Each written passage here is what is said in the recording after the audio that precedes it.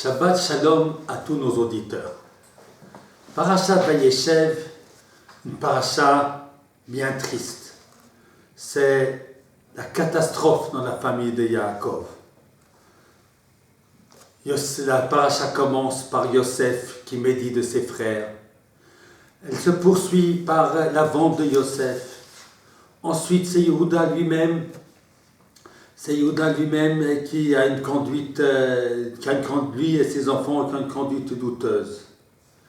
Bref, cette paracha qu'on pourrait appeler la paracha de la Nefila, la paracha de la chute.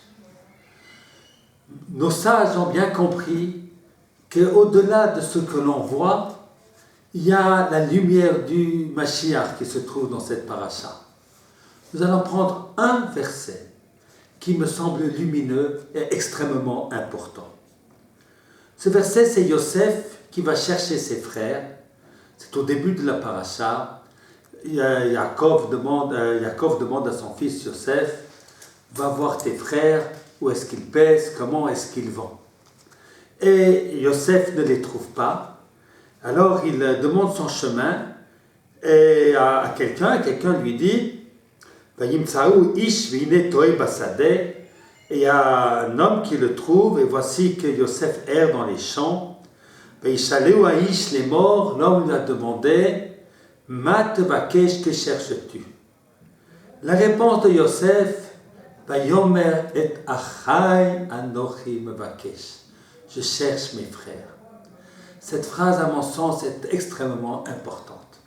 C'est vrai quand dans le pshat, ce n'est pas une phrase extraordinaire. Eh bien, c'est tout simplement, il veut savoir où physiquement se trouvent ses frères pour pouvoir aller les rejoindre. Mais si nous entendons ce qu'il y a dans cette phrase, Et achai anochi mevakesh, je cherche mes frères, ce sont mes frères, je cherche la fraternité. Il y a ici Yosef qui fait tchouva. Yosef était orgueilleux. Yosef a médit de ses frères, comme nous avons dit tout à l'heure. En plus, il a raconté ses rêves en se mettant en avant, en faisant comprendre à tous qu'il voulait tous les dominer. Il a créé la haine dans la famille. Yosef aujourd'hui fait tchouva. Il dit, Et achai anochi mevakesh, je cherche mes frères. Malheureusement, c'était trop tard. Les frères n'ont pas entendu cet appel du cœur de Yosef. Et ils ont voulu le tuer. Finalement, ils l'ont vendu. Et c'est un drame familial qui se déroule sous nos yeux. Mais faisons bien attention. Cette tchouva de Yosef faite dans ce verset-là est une tchouva stable, est une tchouva qui dure.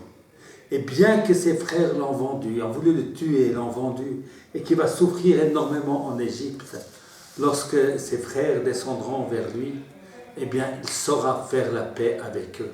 Il saura les aimer, il saura les ramener, il saura s'occuper de toute la famille. Et Yosef, finalement, est l'homme de l'unité, l'homme qui s'occupe de tous. Et c'est ainsi que cette phrase, Et achai anochi mevakesh, nous devons tous la garder en notre cœur. Nous devons tous, chacun d'entre nous, chercher la fraternité. Cette tchouva de Yosef, être notre propre tchouva et comprendre l'importance de se soucier de l'unité de notre peuple. Shabbat Shalom à tous nos auditeurs.